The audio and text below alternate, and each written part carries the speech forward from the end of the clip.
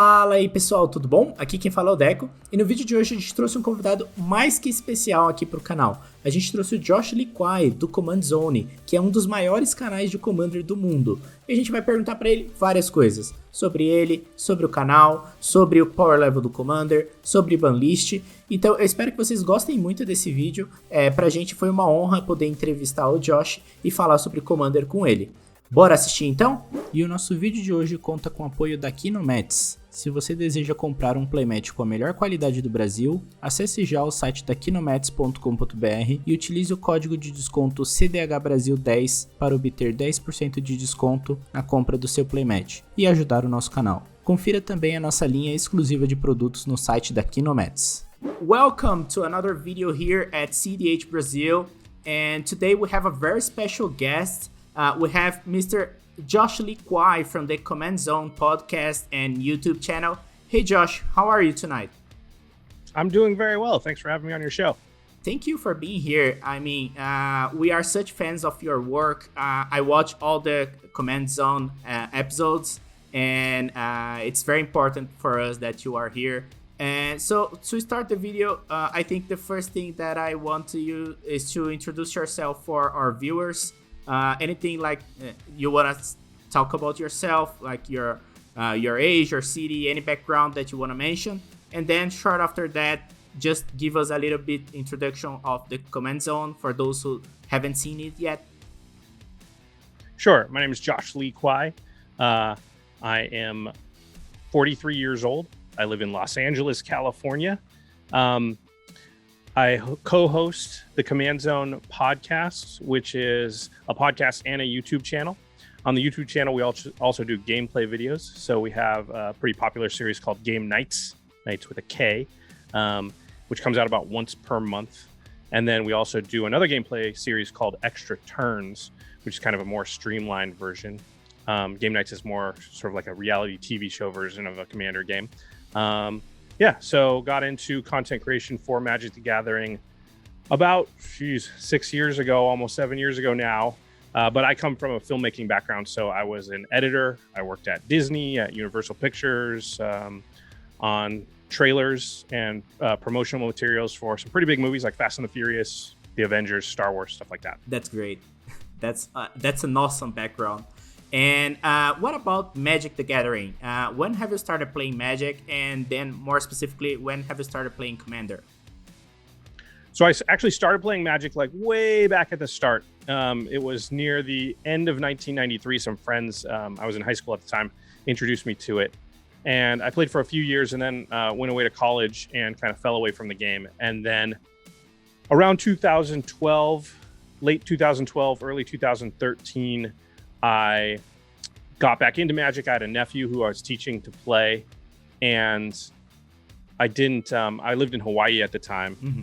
I was taking a break from Los Angeles, and then I came back to LA, and I was working with a YouTube company called Rocket Jump. And when I moved back to LA, I kind of lost my play group because they were in Hawaii, so I didn't really have anybody to play Magic with.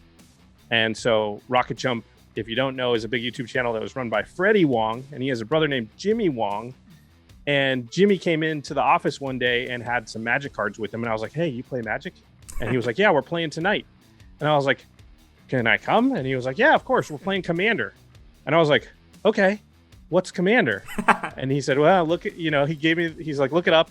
Got on the computer, he's like, "Here's the rules." And I read through the rules, and I was like, "Okay, I have to build a deck for tonight." And I went to the local gaming store and I bought a precon. It was the Nekusar precon, and I just changed a few cards real quick, and that was the first night that I played Magic. And actually, the other two players in that game were Craig Blanchett, who a lot of people know as Mr. Infect. He shows up on our content a lot. And then Alex Kessler, who is one of the co-hosts of a show called The Masters of Modern. So I just kind of fell in with these group of Magic content creators right from the start. Yeah, that's great. And we also had Mr. Alex here with us. He played a few cEDH games with us on our live stream. And it's funny that it was actually Jimmy that introduced you to Commander, right? Yeah, I'd never even heard of the format before that. So that I was like, whatever kind of Magic it is, I will play it, because I was dying to play. I just didn't know anybody who did once I moved back to LA. And really had a lot of fun with the multiplayer aspect of the game. It actually reminded me how I used to play when we were kids. Because when I first learned the game, we used to just sit around and play. In fact, I got invited to the play group and taught Magic because there were 4 players and they were like, there's 5 colors in Magic and nobody's playing green. So Josh, we'll teach you and you can be the green player, which turned out to be a trick because green was really, really bad in early Magic. But anyway, that's how we used to play, and sort of all 5 people just kind of made up our own rules. And it reminded me of that. I mean, there's a reason why green wasn't chosen, right? Yeah, I mean, green's awesome now, so yeah, they got their comeuppance. But yeah, back in the day, green was pretty bad. Perfect. And why and when did you decide to start the Command Zone? Yeah, so Jimmy and I were playing a lot of Commander, but we were also drafting a lot. So when I got back into Magic, I was, like I said, living in Hawaii, and I didn't have all my old cards. They were in the basement at my parents' house. And so I was playing limited a lot just because you get cards that way and you don't need a pre-built deck or whatever. So we were playing sealed and draft and things like that. And so when I came back to LA, started playing Commander with those guys. We also got into draft, and we were drafting and playing Commander kind of on and off. And so we were listening to a lot of limited resources.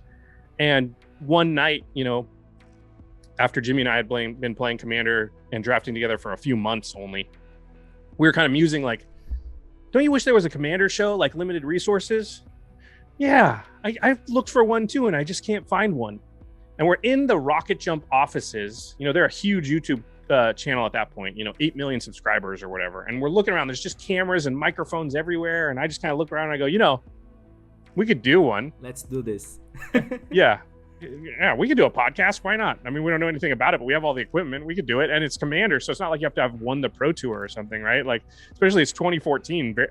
Not very many people played Commander back then. It was a pretty small format. And so we just thought, we'll just talk about it for fun. And for me also, like, I wanted to sort of delve into the world of what they were calling at that time new media, doing your own content creation, because I'd been steeped in the professional studio side of stuff. And so I was really excited for the idea of like, I can just make something and just put it out there on the internet and people might listen to it. And I could get a feel for what that was like. So it was kind of an experiment at the same time. And honestly, I think both Jimmy and I thought like, we'll do this for a few months. And then, we kind of naively were like, yeah, Wizards will probably give us some free booster boxes or something, which listen, it took years and years before we ever got even, a single card from Wizards. But we were very naive and we started it and we had fun doing it and we just kind of kept at it. And here we are almost 7 years later. Yeah, I mean, cEDH Brazil is going to complete 1 year next month.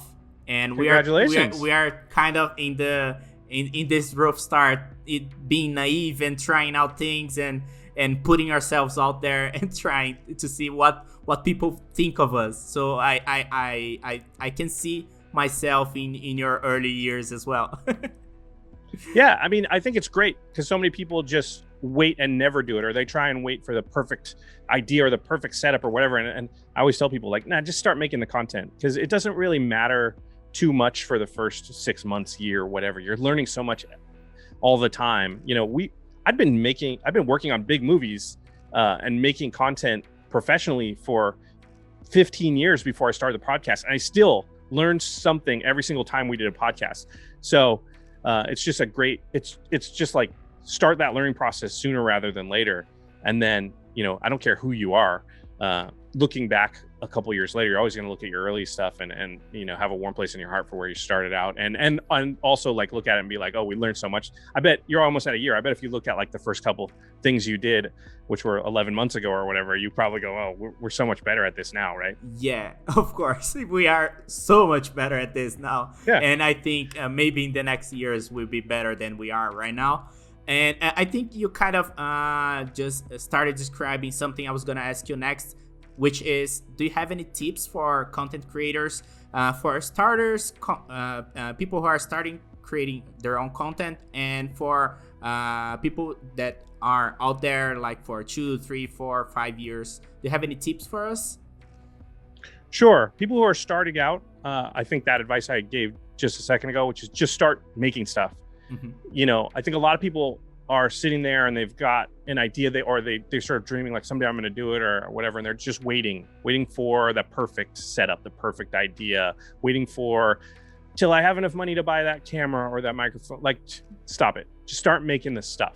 It doesn't matter. You can shoot stuff on your phone these days. Your phone is better than the camera that we used when we first started making stuff, 7 years ago. So, and you can, you don't need the perfect microphone or anything, because it doesn't matter. You're trying to learn for the first little bit. Everybody, I think, it has it in their mind, like, I'm going to make a video and it's going to go viral and I'm going to be super popular and I'm going to have, 100,000 subscribers in the first month. And it's like, that's just not realistic for most people. That could happen to you, but that's not a target that you're really aiming for. You're just aiming to like get good at making content. And the best way to get good at it is to do it. So for beginners, that would be my advice. Like, stop overanalyzing when you're going to start doing it. Just do it. The learning process of going through and making content is so valuable that there's just no amount of like studying beforehand is really going to be as valuable as just going through the process of making stuff, looking at it, getting feedback, and doing it again and again.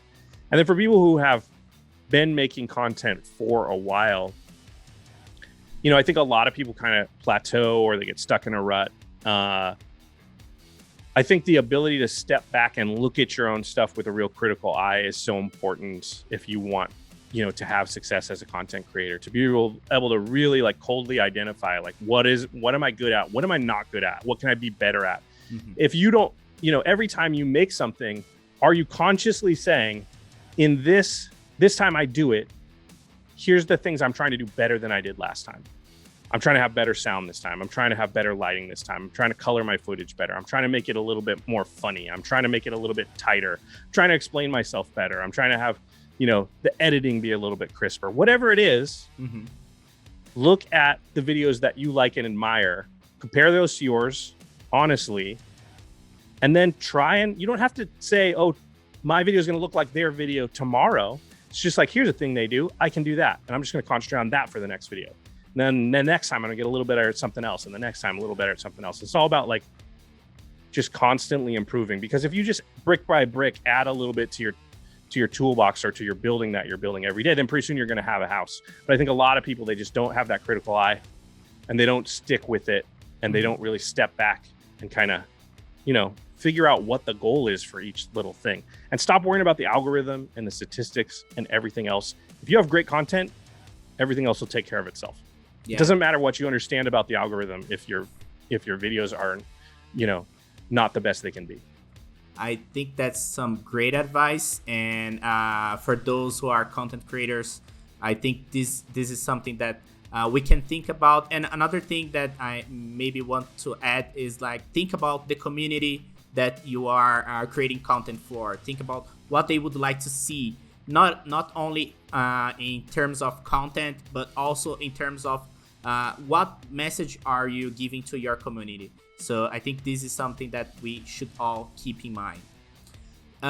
We just to bookend this discussion here, we did a video that's not about magic at all, a podcast episode that was all about tips because we get asked so often by content creators for advice like this, and it's impossible for you and me. We could be talking all day about this. So we did a video, and if you just go into YouTube and type in content creator secrets and then command zone, it'll pop up. And we did a whole thing just laying out a bunch of tips and hacks and tricks for content creators who are starting out and intermediate ones who have been doing it for a while, including the most commonly asked questions about like what kind of equipment that you want to look for and things like that. So all those questions that you have can be answered in that video. I'll make sure to put a card here for the video, a link for the video. And when you started the command zone, you mentioned that there wasn't any content for Commander players out there. So hard to imagine now, right? Yeah, exactly. Commander is like there's so much Commander content.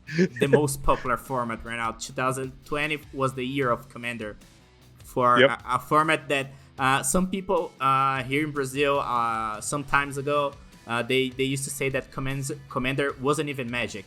So it's like right. I think things have turned, right? The tables. Yeah, I would say so. Yeah, I would say so.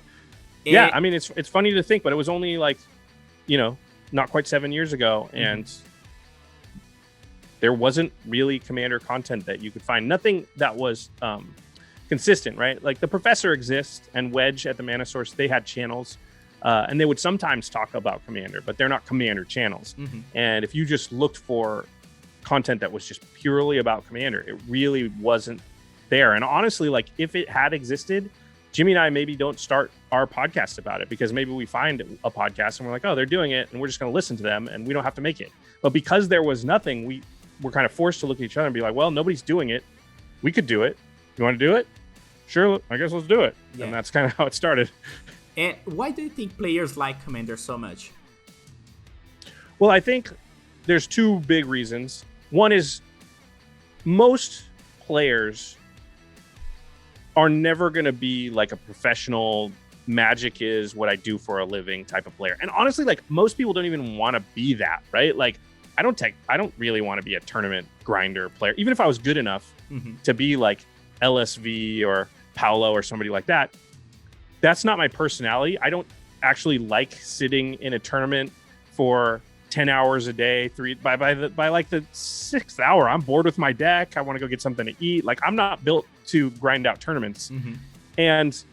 But that was the only way that Magic is really being like shown to people, and that was the only type of play that Wizards was really pushing for so long. But there's this other side of Magic, which is this almost like board game aspect, and people like gathering with their friends and just playing games, right? You do that since the time you're little, whether it's Uno or poker with your buddies or whatever. Yeah, board games, whatever it is. And so Commander really captures the fun side of Magic. Like most people don't want it to be a job. They want it to be an escape from their job. And that's what Commander really is. It's not about necessarily like who wins at the end of the day. It's really, I mean, winning's fun, and a lot of people like to do that. And of course, you know, when we play, I want to win some games, but at the same time, like the camaraderie with my fellow, you know, my friends and things like that is a really huge component to why I think people like Commander. And so really it's the format that captures that better than every other format. So I think that's the reason number one is the multiplayer aspect and the board game style aspect of it. And the other thing is like, it really is a format where it's sort of easy to understand. And if you own a Magic card, whatever that card is, you can play it in Commander. And it really feels bad to have to like look at this list of like, what am I allowed to play now in Standard and Modern, and you know, all the recent those events. Are hard. Yeah, those are hard to like. You're going to have a card that you really love, and you're just not allowed to put it in a deck in those formats because of rotation or what's legal and things like that. And for the most part, Commander just says, hey, whatever, if that card's been sitting in your box since 1996, but that's your favorite card in all of Magic, you can put it in a deck of Commander and you can play it. You know, and people just like that. Yeah. Yeah, I think... So I think those are the two main reasons. Go ahead, sorry. No problem. And I think it's more, talking about your first reason, it's more about the gathering, and it's less about Magic, right? I mean, Magic's like something that accompanies the gathering. It's something like you gather with your friends and okay, what we're gonna do? Let's play Magic. Let's have some fun. Let's really enjoy the time that we are spending together. So it's more, Commander's more about the gathering than about Magic itself.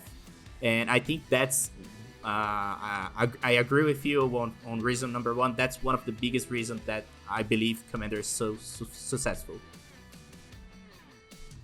And took a while for it to get successful. I think it just took a while to catch on, but once it did, it's become, I think a lot of people are understanding that part of it about the format. We even get players now who's like, I used to play Standard, but now I play Commander. You know, I used to be a tournament person, and then I just sort of realized like, I'm never going to be, you know, like a pro tour grinder or something. Magic's not my job. I'm just playing it for fun, and this is way more fun. Yeah, exactly. And one thing that's very important that you guys introduced in your YouTube channel, it was the power level scale. What's the power level scale, and why do you think this is important? Well, because it's important because there are so many variations on where people want to play, because Commander is a casual format. And so all play styles are valid. It's not like anybody's right and anybody's wrong. And I think the really important thing about Commander, to just make sure everybody has a good time, if it's really about gathering with your friends, it's about having fun, is to just make sure that everybody is at least near the same power range so that the games feel fun. Because it's not a lot of fun if one person just has the most highly tuned, you know, Breakfast Hulk deck, sure, or whatever. I don't know what the new version of that is now that Flash got banned. But you know, the most highly tuned Najila deck, but somebody else is playing with a precon. I don't think that's fun for either player, because it's not fun for the person that's low powered because they don't feel like they had a chance, but it's not really fun for the person that's really high powered either because they don't feel like it was an accomplishment. It's not a challenge in any way. So the power level scale is just a way for a quick conversation to occur before a game so that hopefully people can get in the same ballpark. I think people misconstrue it and think like I got a 7.5 deck and I want every other deck to be exactly a 7.5. And you said yours was a 7.5, but it has a mana crypt in it. So it's actually an 8. And it's like, whatever. We're just trying to get in the realm. What we don't want is a large gap. Like if you've got a cEDH deck and I know that and I go, okay, I'm going to play this deck of mine. It's not cEDH, but it's like an 8. At least I'm going to, I'll probably lose, but I might put up a fight. And maybe I can steal the game depending on what the other two players do. And that's fine, right? Like I'm not trying to have my deck be the exact same as yours. I just don't want to accidentally pull out my 5 and 6 that just has absolutely no chance in that match, right? So that's just a good conversation to have to get in the ballpark so that we can have a reasonable game. And I don't think it's realistic to say like every game people are going to have exactly same power level decks. There's always going to be a disparity. And when you play at the Pro Tour, that happens, right? These two decks will match up and they'll go, oh, this deck has a 66% win rate against that other deck, which is like a 2-to-1 chance to win, which is a big disparity in decks. And so it happens in tournament Magic. So of course it's going to happen in Commander, but in Commander we have the ability to be like, all right, what do you got? What are you playing? What's everybody want to do? Do you want to do really powerful degenerate stuff? Or are we going to kind of dirtle around here and have fun? Like, what are you thinking? Like 5-6, or you want to be more like 8-9? Like, I got all that. Just tell me what you want to do and I'll play anywhere in there. Yeah, I think having people on the same page or on the same ballpark, as you mentioned, is the most important thing about the power level scale, because as you mentioned, especially when you're playing against someone you never played before in your local game store or in a GP or something like that, because when you play with your group, I mean, you know the decks you're gonna face, you know the power level people are trying out, and it's easier to be on the same page.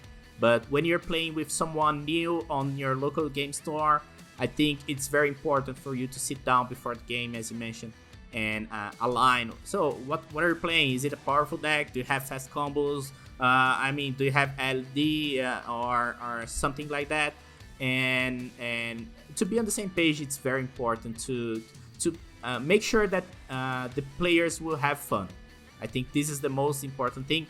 Even if it's cEDH, even if it's casual, if it's pre-con, I think the players having fun is the most important thing for a Commander game. Yeah, totally agree. I mean, we're the social format, so having a little bit of social interaction beforehand, is a good thing and shouldn't be like, we're going to be social during the game too, so it's not outside of bounds or anything weird. Exactly. Yeah. And we are a Brazilian content creator focused on cEDH, so we like playing with high-powered cards. Have you ever played cEDH before? What do you think about cEDH? Yeah, I played cEDH. I actually have a cEDH deck. I have one. It's a little old now. It's Teferi Chainveil. It was very good like 18 months ago, maybe. It's still good though. Like I would still pull it out I might not against the newest, like most highly tuned deck. I'm probably not advantaged, but I could still hang in those games and maybe combo off. So I've definitely played some cEDH games, and I like it. I like cEDH when everybody knows that they're on the same page.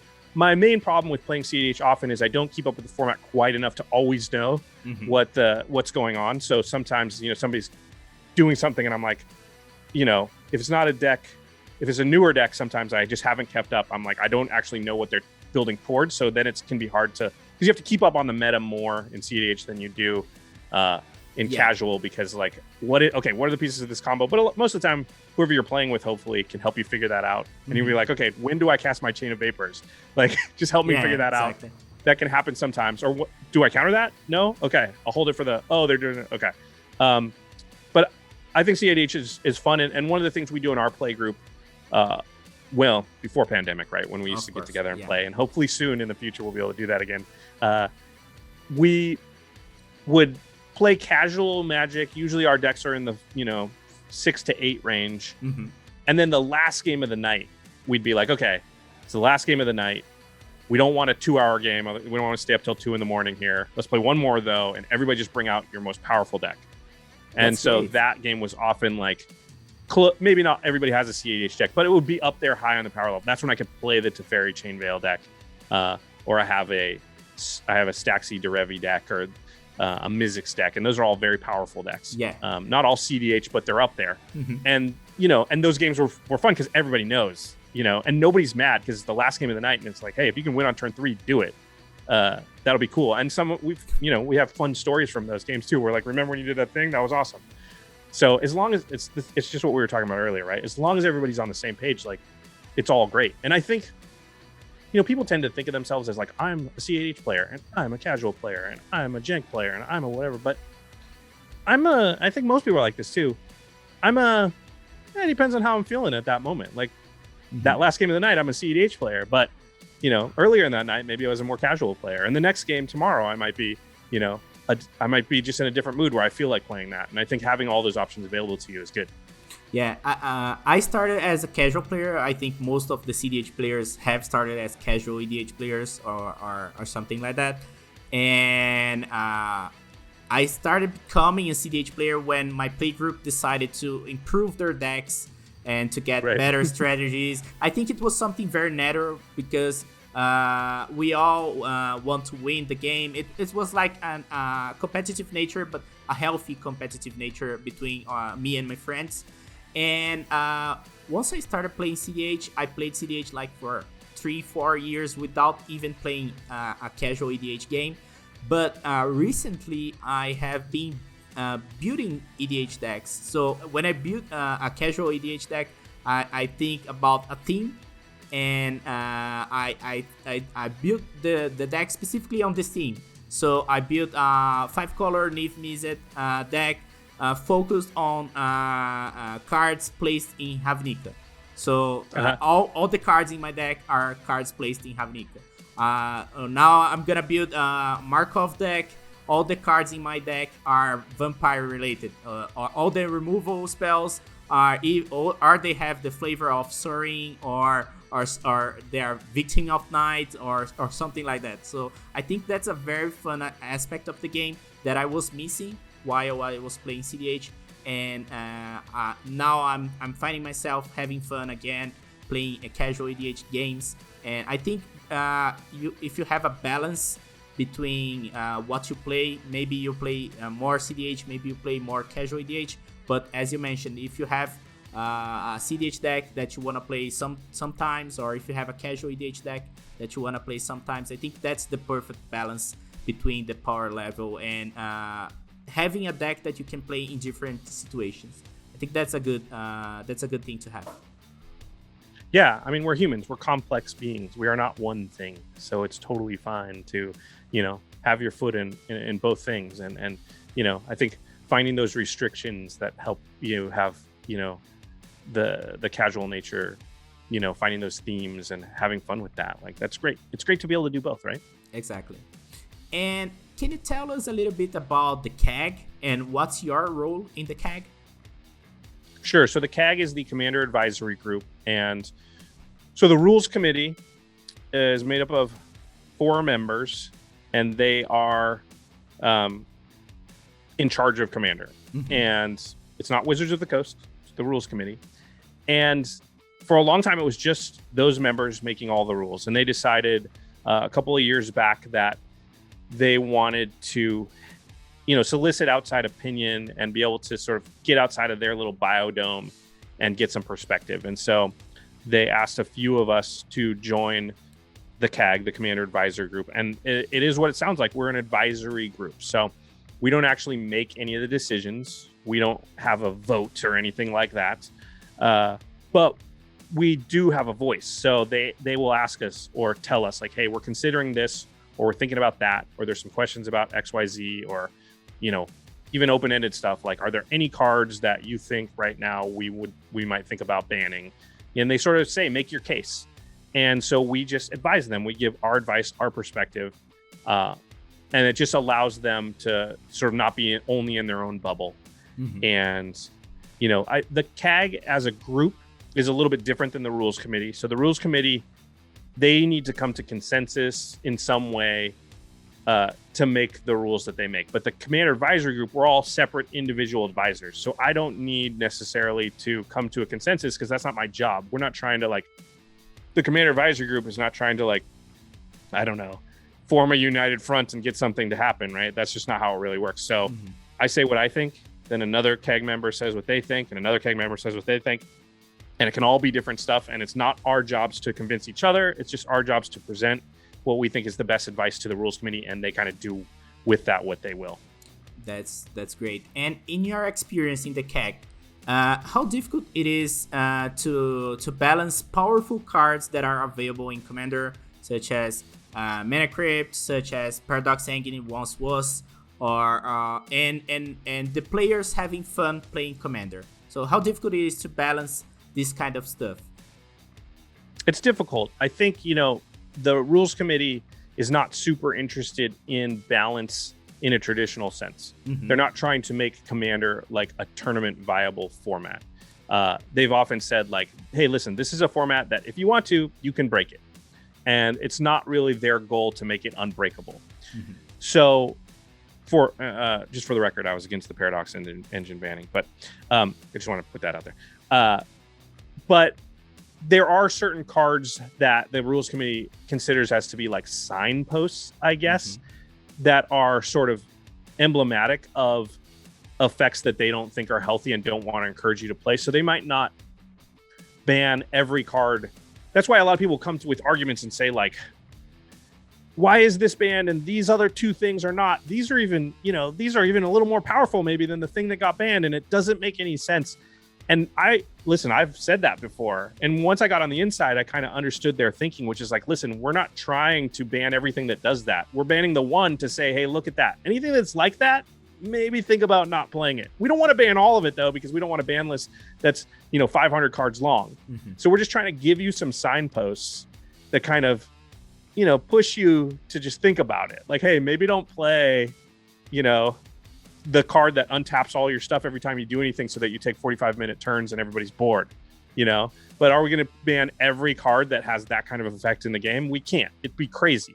Because then every time you built a deck, you'd have to be like, okay, is it banned? I don't know. I got to check the 1,000 cards. So I think that it's impossible to balance a format with this many cards in it in the way that a lot of people think that we should, which is for like basically tournament viability. There's always going to be a way to break a format that has, you know, 20,000+ Magic cards in it.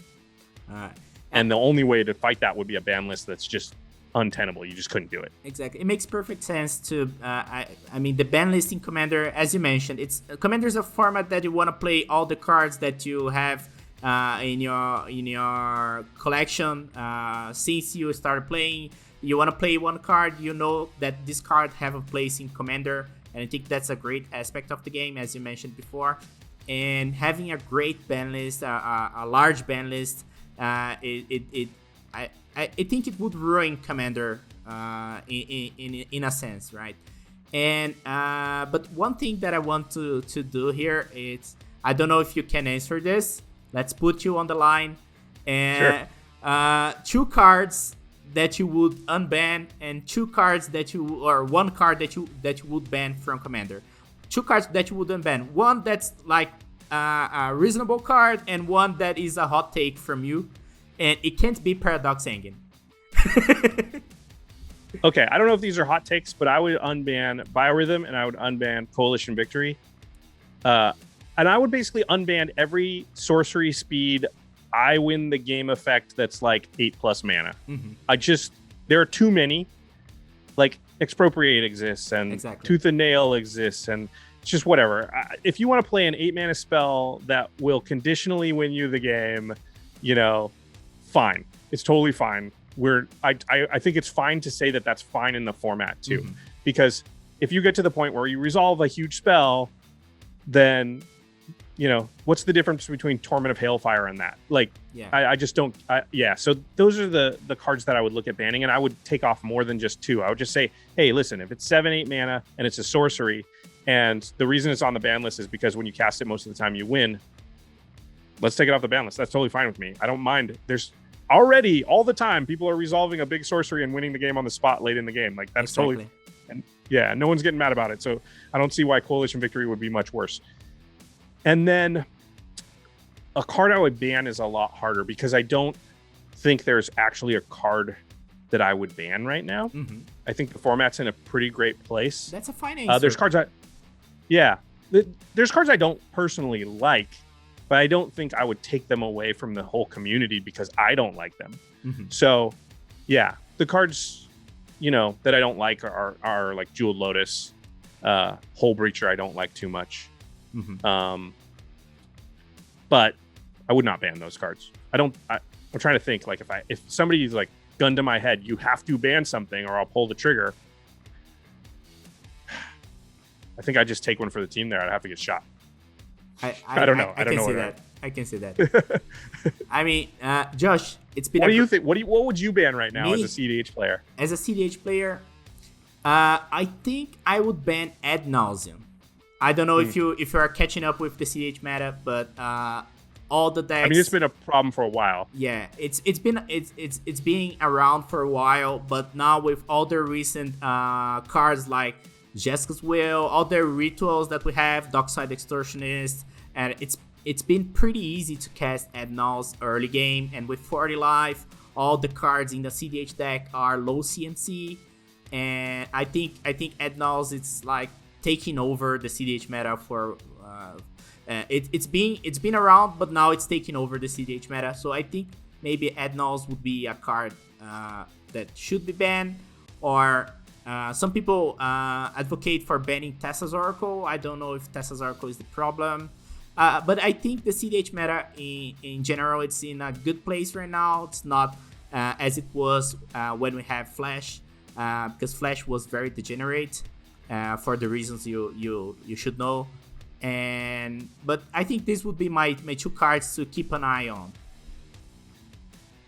Do you think, a question for you as a CAG member to a cEDH player, do you think it is reasonable that given the massive sizes of the card pool, that there's almost always going to be one card that is kind of the linchpin most powerful card? Like, how reasonable is it to expect that if ad nauseam goes away, then all of a sudden there will be 5 or 6 cards that are all equal power level? Won't one of them probably be peaking up above the other ones, and then we're going to want to get rid of that one? You know what I mean? Like, yeah, that I think is the worry with playing whack-a-mole with whatever the most powerful card of the moment is. It feels like, there's always going to be a most powerful card.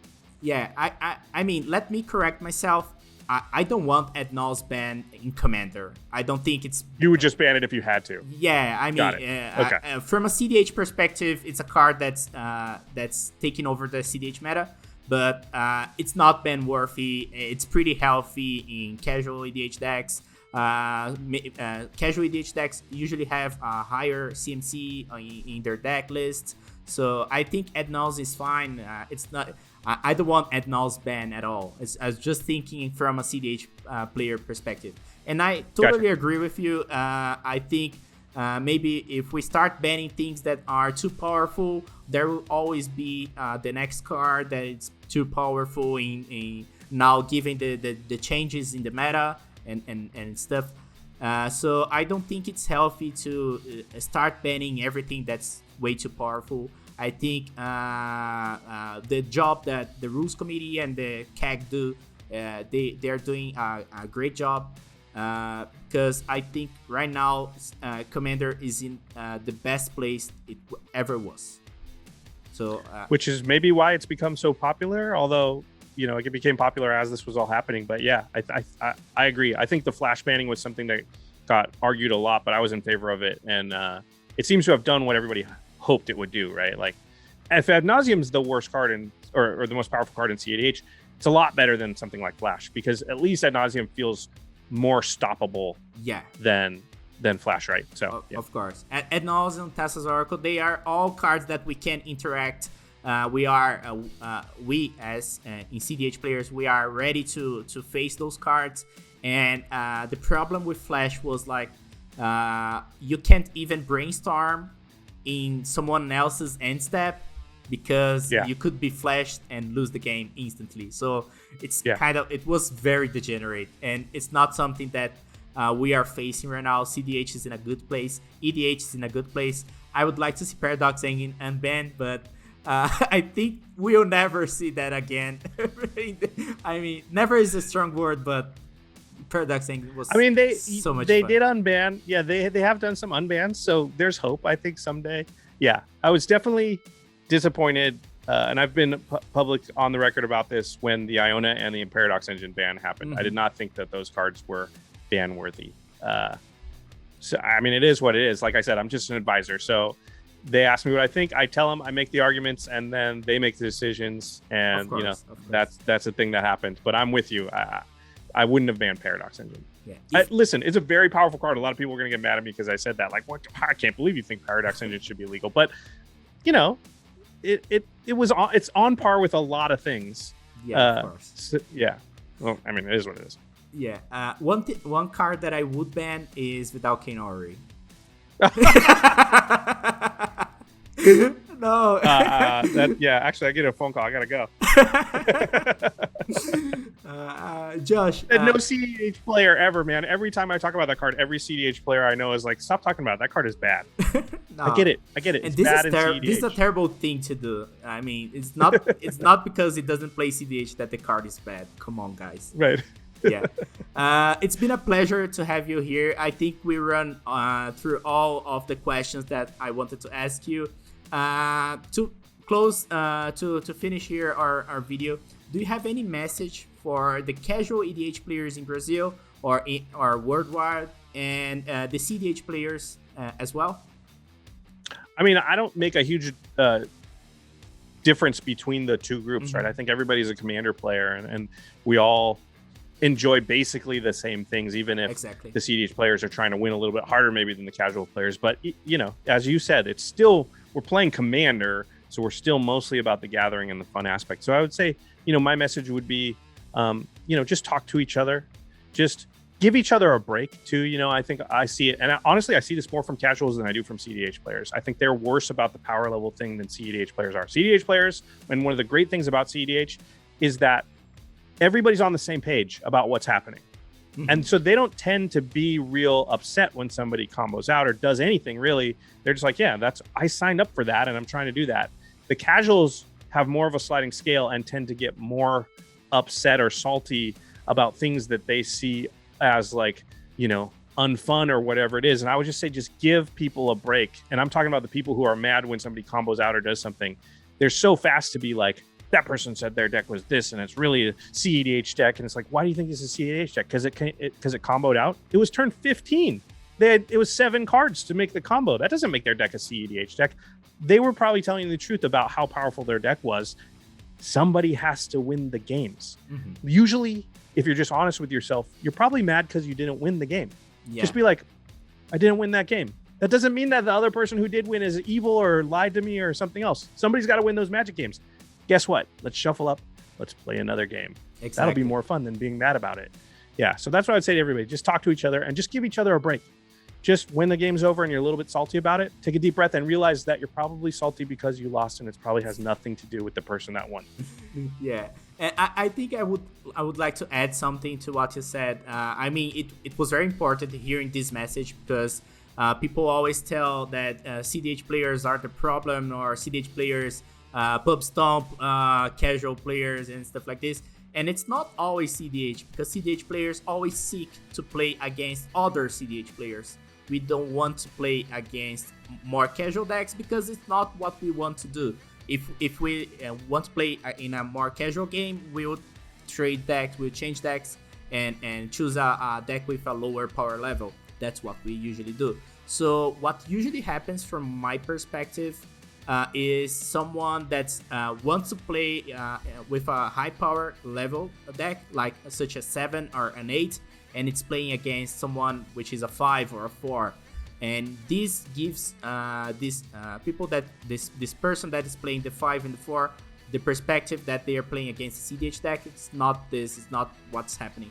So I think this in addition to what you just said, is something that I want people to just realize and see what's happening in their game. And my message for all the players is to, think about if your friend is having fun as well. So if you like traumatize and mill all the deck of your friend.